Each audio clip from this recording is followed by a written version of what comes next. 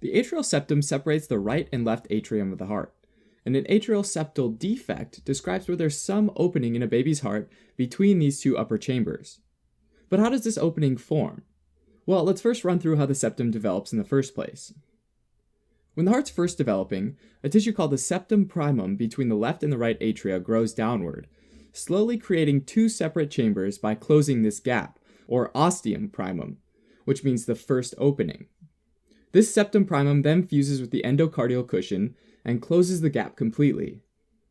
Meanwhile, a hole appears in the upper area called the ostium secundum, or second opening. Now we also have the septum secundum, which grows downward just to the right of the septum primum and covers the ostium secundum like a curtain, leaving a small opening called the foramen ovale, and essentially creating a makeshift valve that allows blood to go from the right atrium to the left atrium, but not the other way. The developing newborn gets oxygenated blood from the placenta, which goes from the umbilical vein over to the right atrium, which is different because after development, only deoxygenated blood goes to the right atrium, which is then sent to the lungs to pick up some oxygen. In the developing fetus, though, it's already oxygenated, so instead of going to the right ventricle and to the lungs and back to the left atrium, it just bypasses the right ventricle and lungs through the foramen ovale and into the left atrium.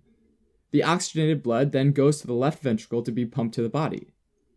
At birth, the septum secundum and septum primum slap shut and then fuse and close off this foramen ovale, so we can rely on our own lungs for oxygen. Most ASD cases are due to the ostium secundum, which can happen when the secundum septum doesn't grow enough during development.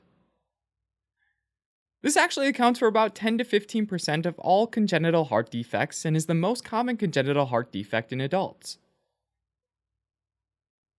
Fewer ASD cases are due to the ostium primum, where the first opening, or ostium primum, doesn't make it all the way down, again leaving an opening between the right and left atria.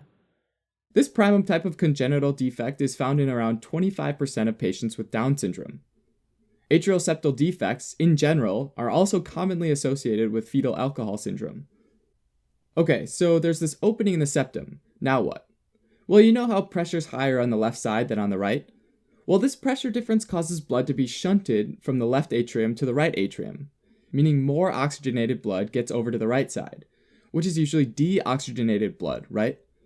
This type of defect is an acyanotic heart defect, which means not blue, since oxygenated blood is going into the pulmonary circulation and essentially taking an extra trip to the lungs.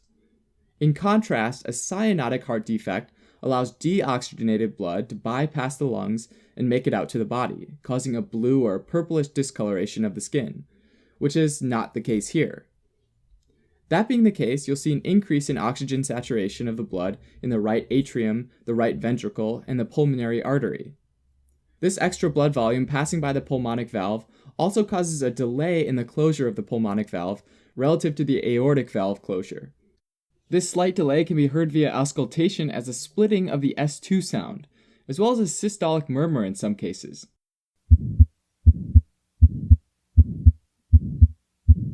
One potential complication for patients with an ASD is if the patient develops an embolus, let's say a blood clot because that's the most common type, that makes its way through the ASD.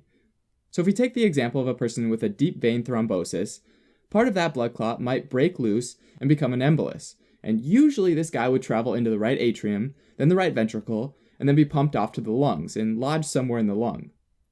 It's possible that the embolus crosses over to the left side, in which case it can enter the systemic circuit and potentially lodge in the brain. This situation is called paradoxical embolism.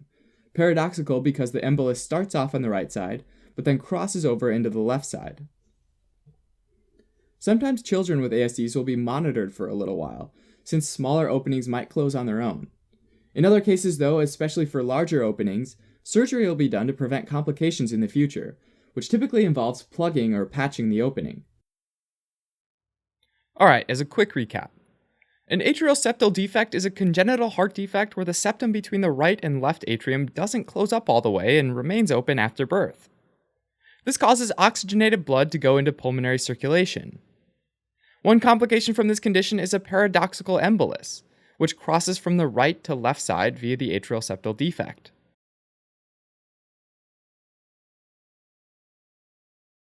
Thanks for watching. If you're interested in a deeper dive on this topic, take a look at osmosis.org, where we have flashcards, questions, and other awesome tools to help you learn medicine. Otherwise, you can always support us by donating on Patreon, subscribing to our channel, or following us on social media.